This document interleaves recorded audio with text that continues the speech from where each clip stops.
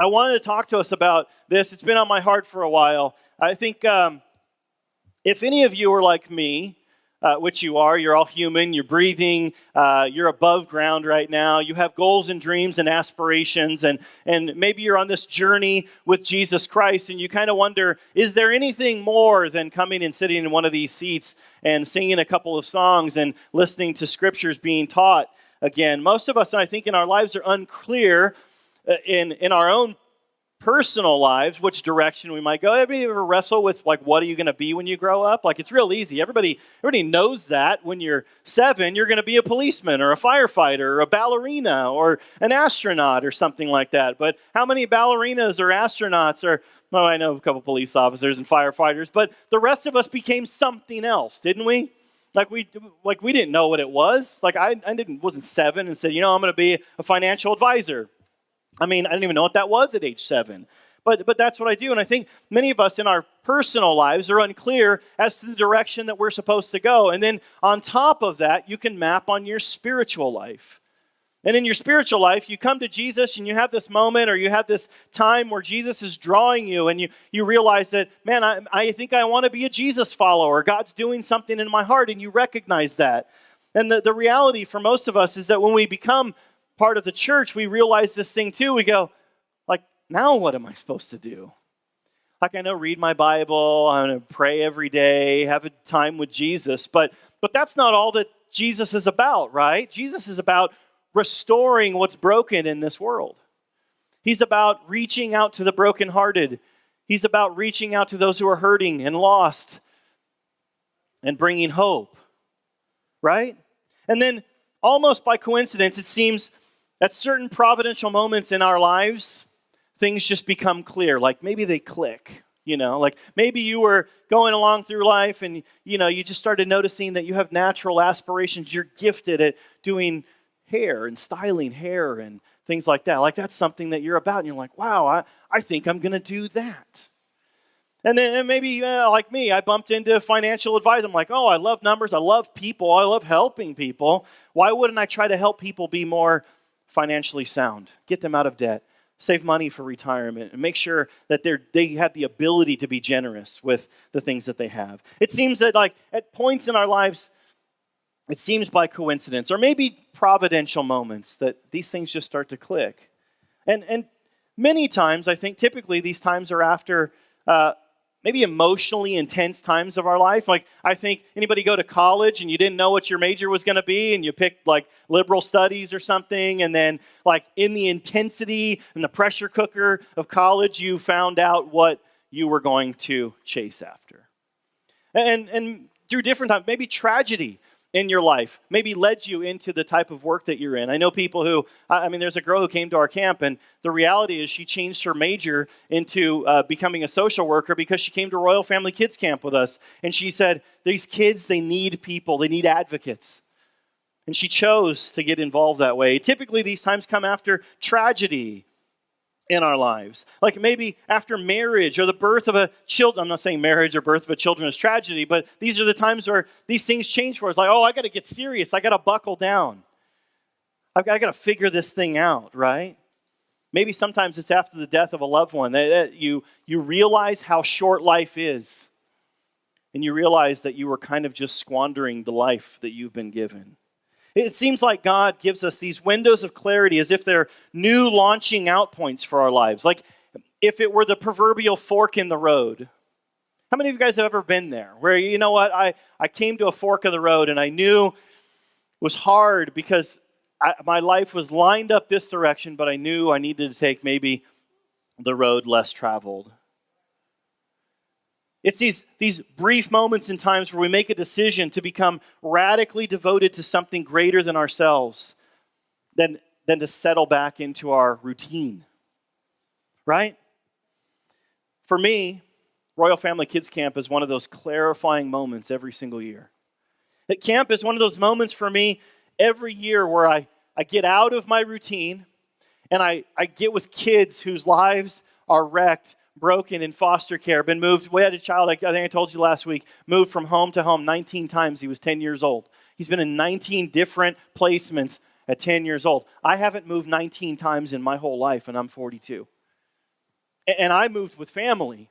I moved with my wife. I moved with my children. I moved with my parents and my sisters. And I had a support network.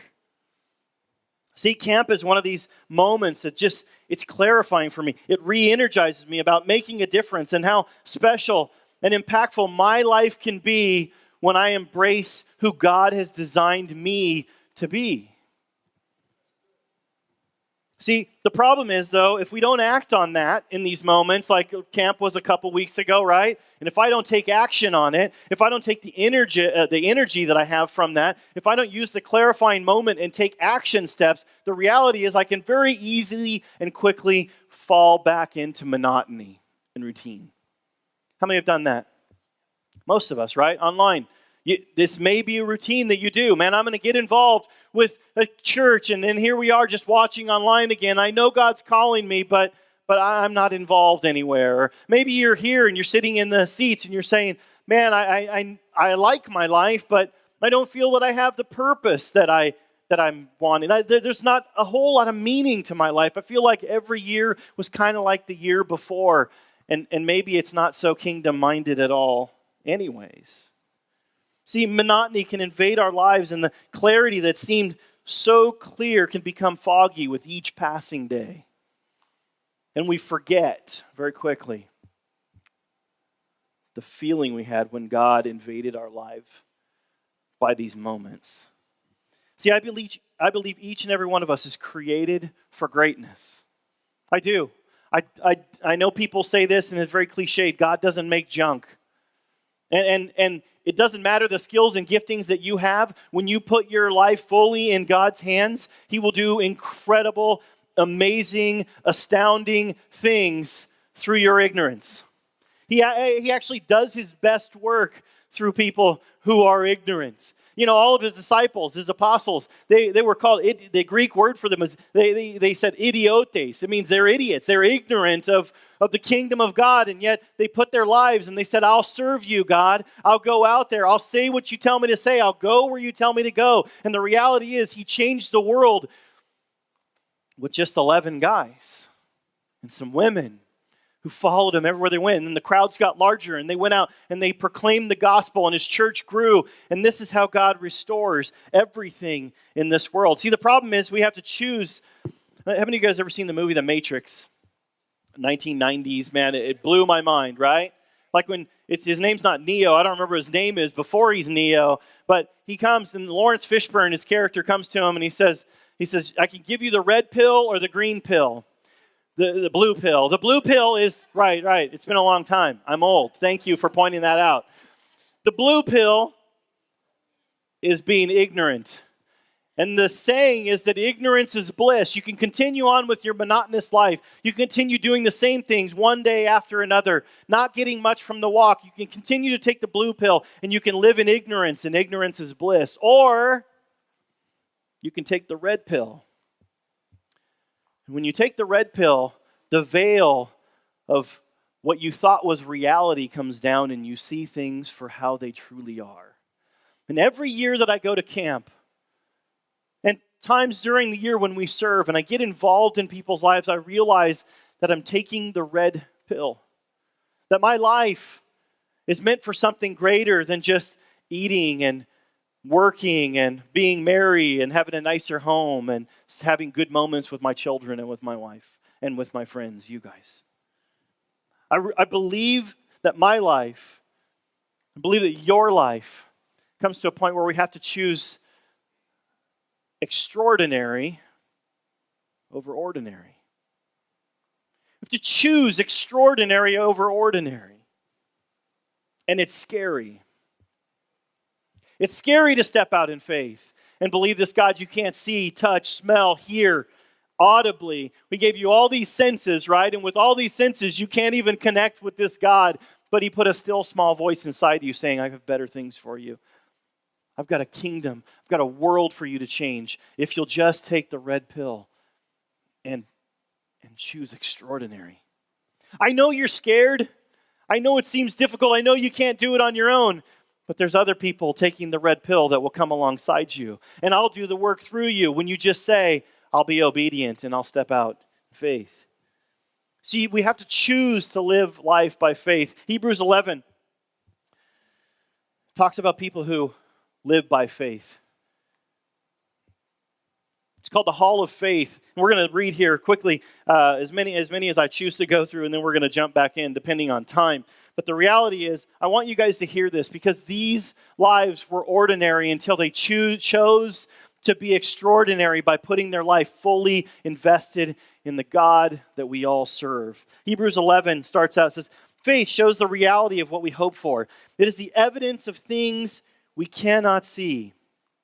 And through their faith, the people in the days of old earned a good reputation. Verse 3, by faith we understand that the entire universe was formed at God's command, that what we now see did not come from anything that can be seen. It was by faith that Abel brought a more acceptable offering to God than Cain did.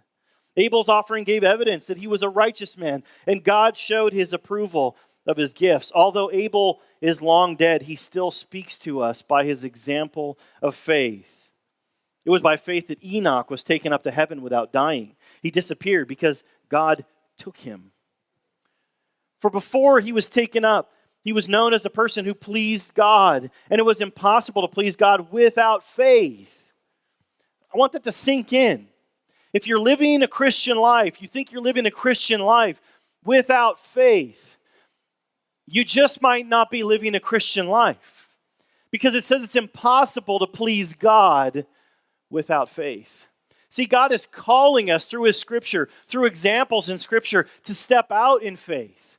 Because when we step out in faith, He does all the work Himself and does extraordinary things in the lives and in people's, and in this broken world, He does the work if we're willing to take a step out in faith. Where was I? Anyone who wants to come to Him must believe that God exists and that He rewards those who sincerely seek Him. Verse 7, it was by faith that Noah built a large boat to save his family from the flood. What are you doing, dummy? Why are you building a big boat? That takes faith, right? Like ridicule from people. Why are you building a ginormous boat? It took faith to build a large boat to save his family from the flood. He obeyed God, who warned him about things that had never happened before. By his faith, Noah condemned the rest of the world, and he received the righteousness that comes by faith.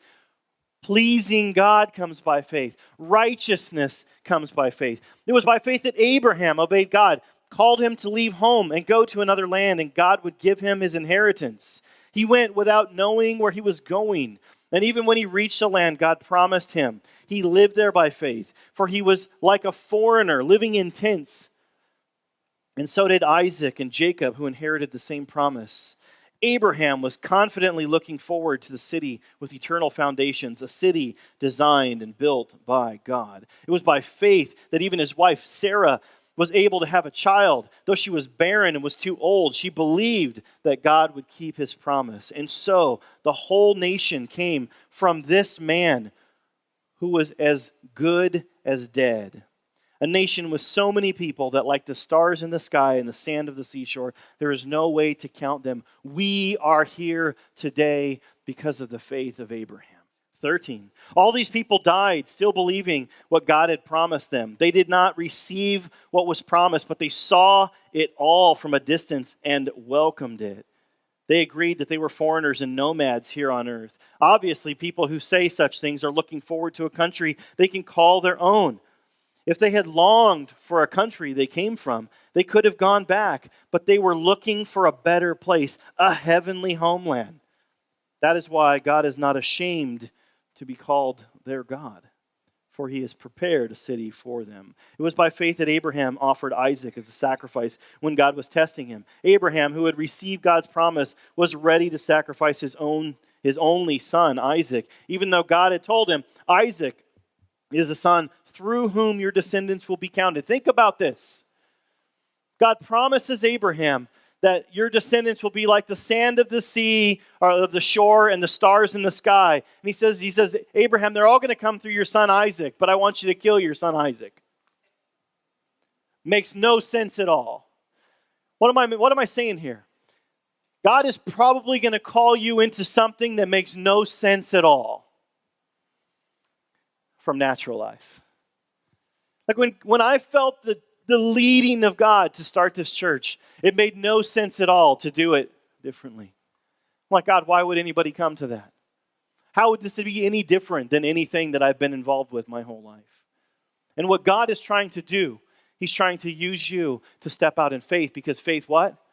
Pleases God. Faith makes you righteous, right? God is leading you into something greater. Why? Because He's calling you closer to Himself. Think about this. How many of you have a loved one, a mother, a father, an aunt and uncle who you just trust with your whole life? Anybody you trust your whole life, right? If that person, when you were 4 years old, you were standing on this ledge and they said, jump to me, no problem. Why? Because you trust them. God is trying to build His relationship with you so deeply that He could ask you to do anything in this world, even sacrificing your own son or daughter, because you trusted Him and you wouldn't even blink. It's interesting when you read the story about Abraham, that God said to go and sacrifice. God said to leave your tent and go, and He said, into a land that I'll send you to, right? Like He didn't even give him a GPS coordinate to say, go there, Abraham. And the next morning it says, Abraham was obedient. He packed up his stuff. He got on his animals and they left. He wasn't like, hey, God, I know you're trying to do something, but I'll get around to it when I've got fields. The harvest is due, right? I'm going to get the harvest, God. No, it was his immediate obedience, because of his faith and his trust in God, that led him to be who he was. Verse 20, I probably skipped some. It was by faith that Isaac promised blessings for the future of his sons, Jacob and Esau. It was by faith that Jacob, when he was old and dying, blessed each of Joseph's sons and bowed in worship as he leaned on his staff. It was by faith that Joseph, when he was about to die, said confidently that the people of Israel would leave Egypt. They would be out of bondage and persecution. He even commanded them to take his bones with them when they left. He said, do not leave me here. Okay, I'm just gonna move on. The extraordinary life. I want you guys, when you go home today, read Hebrews chapter 11. Read the whole thing. Read Hebrews chapter 11. Because it's amazing stories of what God does when we put our faith and our trust in Him. See, this extraordinary life that God's calling us into, that changes the world, that brings heaven to earth, that makes His kingdom come and His will be done. The extraordinary life in our lives has to be chosen. God will send His Holy Spirit to you, to minister to you, to lead you, to guide you, but you ultimately have to say yes, because He'll never make you do anything you don't want to do. But He's working on building that relationship with you. The extraordinary life has to be chosen. It has to be watered. It has to be fostered. See, the idea of this life, it's fragile and maybe even fleeting. When I first had the idea of planting a church, it was like, God said, I want you to do this church. I want you to plant this church. And I want it to be different. I want it to be more relational. I want it to be about service and building my kingdom. Not about the experience on Sunday, but being what it is the other 6 days of the week. And what it means to people in the community. Not for the people who are coming in. Those people have me. But for the people who are in lost and dark and broken places. I want my church to go out. I want you to be a church that serves people, that loves people, that opens their doors and their homes to people. That there are side doors into the church, because there are opportunities for people to get in without coming into this environment. Because this environment, it can be awkward for people who maybe had a bad relationship with God, or something that was difficult for them when they were a child. But God hasn't given up. Like we sang this morning, He leaves the 99 to go after the one. And He wants a church that will be willing to leave the 99 and go after the one. But this extraordinary life, it has to be watered, it has to be fostered. And the idea is so fragile, and maybe even in fleeting, it's just a fleeting thought. It's very difficult to be embarked on. One of my favorite movies is the movie Gladiator. If you like that movie, you're my best friend. It's a fantastic movie, and I hear they're making a sequel, which I'm super interested in. But the Emperor Marcus Aurelius in the movie, he says this. He says, there was a dream that was Rome. You could only whisper it, anything more than a whisper, and it would vanish. It was so fragile. I think there are little dreams in each and every one of you. May have popped up after one of these times I'm talking about, one of these clarifying moments in your life. You might say, oh, why did that pop up? Why would I even think about starting a shelter for trafficked women? Why would I think about going and educating people? Why would that even pop up in my mind? Why would I think about helping the homeless? Why would I think about helping single mothers? Why would it even come into my mind? It's this little idea, a little bit of a dream, a whisper in your mind that bounces around. And if you even speak it at that moment, it might just flee because it has to be watered and fostered and become something greater than it is currently in your mind. This extraordinary life is so easily obscured by flashy things, by the things that would lead us back into monotony, that would lead us back into chasing a life that God did not intend for us to chase. I've got a short video. It's about 5 minutes long. There's a valedictorian. I think he went through a Christian school, and he became valedictorian. It's about 5 minutes here. I want you to listen to what he has to say because it ties in with exactly what I'm talking about today. I stand before you tonight as the 2019 valedictorian. This time last year, I found out that I was in the running for this title. It was then that I decided I wanted it. So, I worked hard for it. I sacrificed for it. And yes, I stressed for it.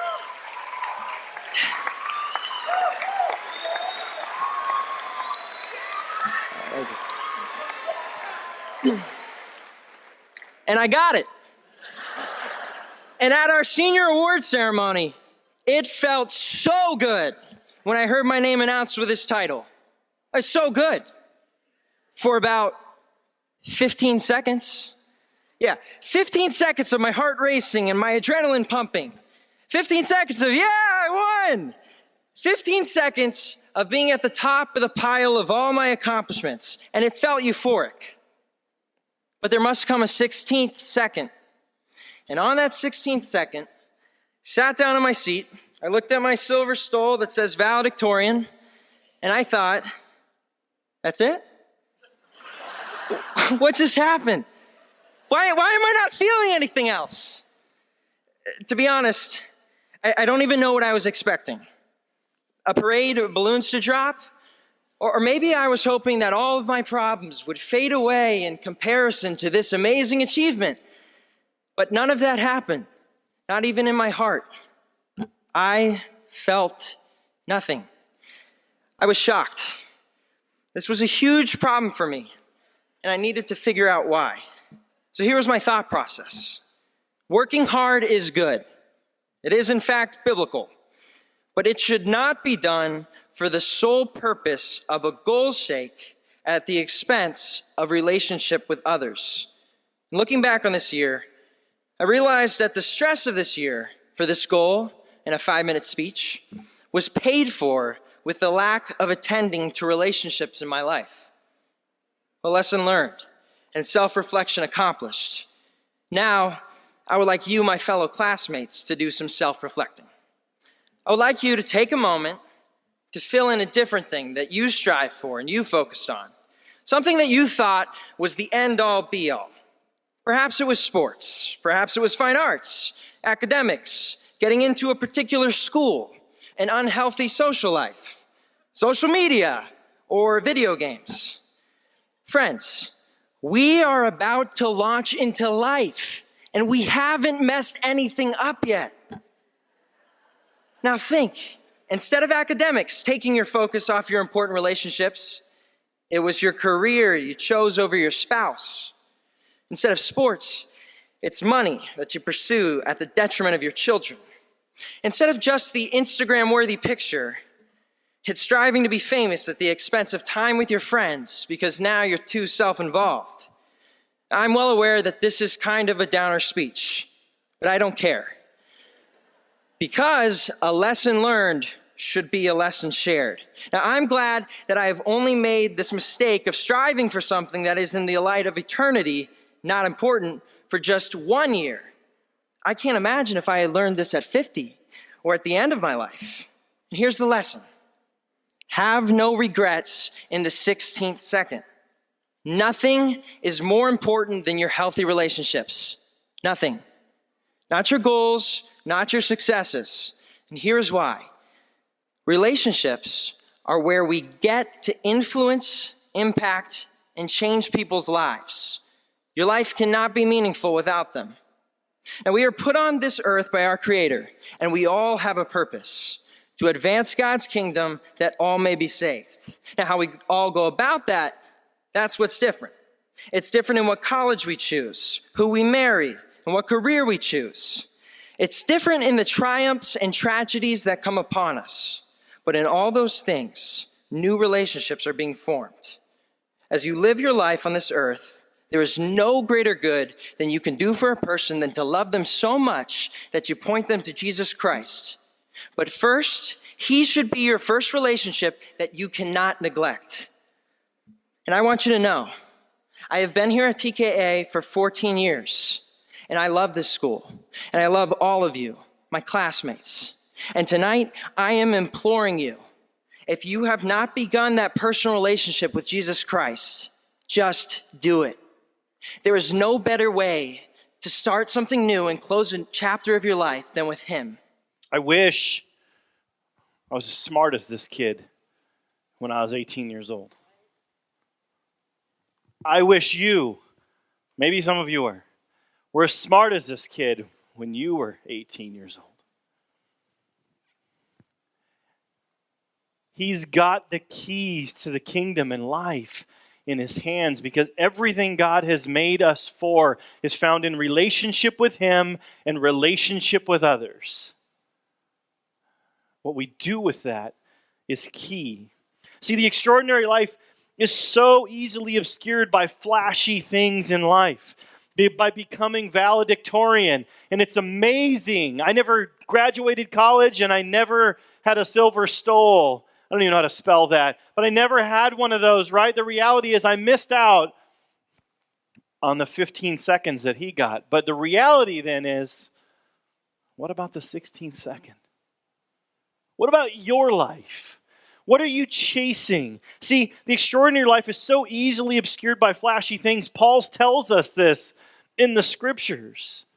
And this kid learned it at age 18. I think it's phenomenal that he got to learn that at that moment and say, you know what, I'm not going to chase success, worldly success for my whole life so that I can be 50 or 60 or 90 and realize I squandered my whole life. Paul warns us about this in Hebrews 12, the next chapter. It says this, therefore, since we are surrounded by such a huge crowd of witnesses to the life of faith, talking about all those people we read about, the ones you're going to read the rest about in Hebrews chapter 11. Since we're surrounded by these, we're in the same company of these people. They're all kingdom followers. They surrendered their life for the extraordinary life that God wanted to put them on, the great adventure that God had planned for them, the meaning and the purpose relationally through people and through him. Since we're surrounded by such a huge crowd of these witnesses to life and faith, let us strip off every weight that slows us down, especially the sin that so easily trips us up. And let us run with endurance the race God has set before us. We do this by keeping our eyes on Jesus, the champion who initiates and perfects our faith. Because of the joy awaiting him, he endured the cross, disregarding its shame. Now he is seated in a place of honor beside God's throne. Think of all the hostility he endured for sinful people. Then you won't become weary and give up. What am I saying to you today? I'm saying the scriptures tell us that we find life in faith. We find pleasure in faith, meaning in faith to the kingdom of God. And God finds pleasure in us when we live lives of faith. Paul, the man who arguably lived one of the most amazing lives in the New Testament, maybe in the history, is encouraging you and I today, right? Don't be caught up in the ordinary life. Don't be caught up in ordinary. Don't try to keep up with the Joneses. Don't worry about the things that you don't have. Think about the things that you're squandering. Think about what the 16th second will be like if you live 50, 60, 70, 80 years trying to become something that God never designed you to become. Don't give in to selfish desire. There's so many things in our culture that tell us that we need it. And I'm certain of this. There are things that you needed, that you got, that didn't bring you the pleasure that you thought it was going to bring you. Oh, I'll be happy when I own my own home. Oh, I'll be happy when I get that new car. I'll be happy when I get that promotion. I'll be happy when. And the reality is people go through all through life never finding happiness, meaning, or purpose because they're chasing the wind. And God is saying, ground yourself in me in faith and live an extraordinary life. Don't give in to selfish desire. Don't chicken out on the life that God has planned for you. I could be just a happy, satisfied financial advisor living in my home with my children and my wife.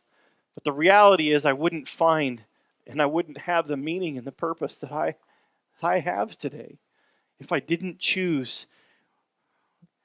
When I came to the cliff and Jesus said, jump, and I said, no, I'm not going to do that. When he said, take a leap of faith, it's always more fun in the pool than standing on the side of the pool watching other people have fun. Don't chicken out in the life that God has planned for you. Don't let it scare you. Don't let the enemy of our souls keep you from taking a step forward. Live by faith. Make your Heavenly Father proud. Don't become complacent in your relationship with God. Put God first. When you put God first and you put other people, they come first and second because it says the Bible says, love the Lord your God with all your heart, soul, mind, and strength, and love your neighbor as yourself. This is the greatest commandment. It's all wrapped up in one. All the law and the prophets are wrapped up in this one thing. Love God and love people. And do it for your whole life and you'll find meaning and purpose. Don't become complacent. You'll find yourself close with God in your relationship with God when you love God and when you serve others. Live life with eternity in mind, just like this kid said. Live life with eternity in mind, not a bigger house. Not just a college account for your children or that new car. Like, I really want a Tesla. I just want one. But I know that's not going to bring me meaning or purpose, or it's not going to fulfill me. It's what I get to do in the kingdom of God that brings me satisfaction and fulfillment. See, the sin that easily entangles is complacency, is routine, and is comfort. And I'm asking you today, and the writer of Hebrews asks you today, don't chase comfort. Don't chase routine. Don't chase complacency. Don't chase everything else the world is chasing, because it will lead you to a dull, routine, and boring life. The great adventure comes when we put our faith in Jesus Christ. In 2 weeks, we have this service that's going to be led by Melissa, who's embarking on a new journey. And I've only known Melissa for a year and a half, 2 years. 2 years maybe, max. And I'm super proud of her. Like what she's doing, this is the life that I hope my children choose to live. Not that particularly, but stepping out in faith and saying, God, I don't know who's going to help me. I don't know what impact it's going to make. I don't know who it's going to make an impact on, but you said jump, and I want to say how high. And I believe that you're going to do amazing things. In light of this message, I want to give energy to the idea, to you, to anything that we get involved with, whether it's DCFS and helping foster children, whether it's Royal Family Kids Camp, whether it's this human trafficking ministry. Get involved with something. Make your life about something other than you and your contentment and your comfort and your happiness. Maybe her dream's not something that God's calling you to, but if not, the big question is, What is that whisper in your life? What is that fleeting idea? Like Marcus Aurelius said in the movie Gladiator, there was a dream that was Rome. What is the dream that God has put in you, who is uniquely designed and uniquely placed? And the Spirit of God lives in you and through you. What is the dream for you? And when are you going to step out in faith? I'll say this in closing. Don't let the whisper become silent, because it's the darkest place you can be. Is when you no longer hear the Spirit of God speaking into your life, giving wind to the sail. Don't let the whisper become silent. Let's bow our heads. Dear Lord, personally, I thank you for giving me the boldness and the courage to act out what you've laid out in front of me. Thank you for the connections with people and relationships that you've given me. Thank you for the energy that you give me and the generosity of people to come behind us in what we're trying to do here. God, I pray that you would continue to grow your kingdom, individual by individual and group by group, as we make a difference in this broken world that you sent your Son to save and to restore and to build your kingdom. God, I pray that we would go out as ambassadors of you and restore and bring holiness and hope back to a lost and dying world, as we show your loving kindness to each person one by one. God, I pray that this message would not fall on deaf ears. I pray that you would give energy to lives. I pray that you would coax people out of their nest of comfort, that they would find meaning in life in building your kingdom side by side, arm in arm with other men and women who you've also called to build your kingdom and restore lives. We thank you. Amen.